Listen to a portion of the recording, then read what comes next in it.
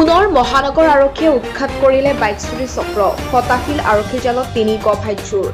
হাহিম আৰু বকুত অভিযান চলাই আৰক্ষীয়ে উদ্ধাৰ কৰে ৩খন বিলাসী বাইক। বাইক চুৰি অভিযোগত ৩ কুখ্যাত চোৰক গ্ৰেপ্তাৰ আৰক্ষীৰ। সুব্ৰত ৰাভা, শচীন বড়ো আৰু ৰাজকুমাৰ ৰাভা নামৰ ৩ গভাই চোৰক বকুৰ পৰা গ্ৰেপ্তাৰ কৰে আৰক্ষীয়ে। উল্লেখযোগ্য যে দুদিন পূৰ্বে আৰক্ষীয়ে উৎখাত কৰিছিল ৭জনীয়া এটা চোৰৰ দল। দ্বিতীয় চোৰৰ স্বীকাৰোক্তিত আৰক্ষীয়ে অভিযান চলাই গ্ৰেপ্তাৰ কৰে আন ৩ বাইক চোৰক।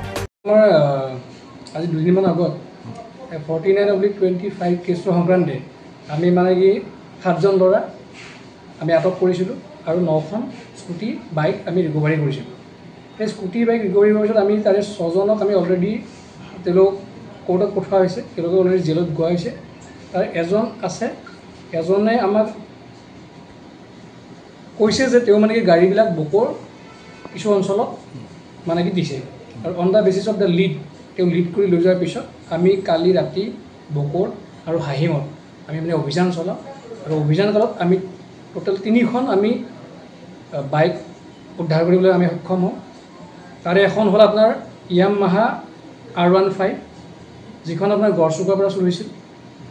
এখন পালচাৰ NS 200 সেইখন আপোনাৰ ভৰলুৰ পৰা চুৰি হৈছিল আৰু এখন 1 এণ্ট্ৰক যিখনো গড়চুকৰ পৰা চুৰি হোৱা বুলি তেওঁলোকে আমাক জনাইছিল।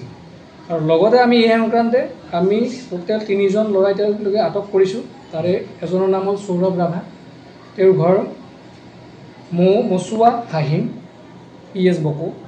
ছেকেণ্ড হ'ল তোমাৰ শচীন বড়ো, তেওঁৰ ঘৰ হ'ল জোঙাখুলি PS বকো। আৰু এজন হ'ল আপোনাৰ ৰাজকুমাৰ ৰাভা, তেওঁৰ ঘৰ কোচপাৰা PS বকো।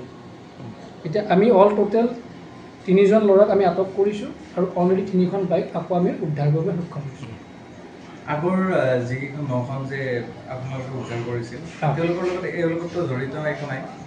তেওঁলোক জড়িত মানে কি তেওঁলোকৰ ইয়াত যিবিলাকে চুৰ কৰিছিল, চুৰ কৰি পেলাই যিবিলাকে আপোনাৰ হাজোত এজন ইবাদুল যে আলি যিজন ল'ৰা আছিল তেওঁ তাত যিজন মানে কি তেওঁলোকে ৰিচিভ কৰিছিল, সেই ইবাদুলেই মানে কি আপোনাৰ এই ল'ৰাকেইজনৰ তাত আকৌ বিক্ৰী কৰিছিল।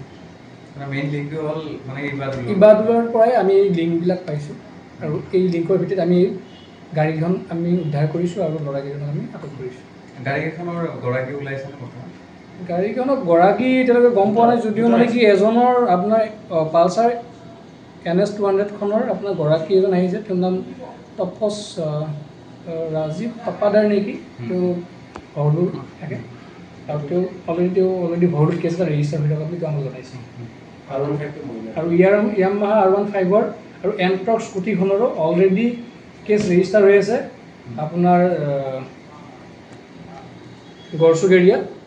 আৰু আপোনাৰ গড়চুক এৰিয়াত আপোনাৰ দুইটাৰ কেছ নাম্বাৰ হ'ল আপোনাৰ এণ্ট্ৰকখনৰ কেছ হ'ল আপোনাৰ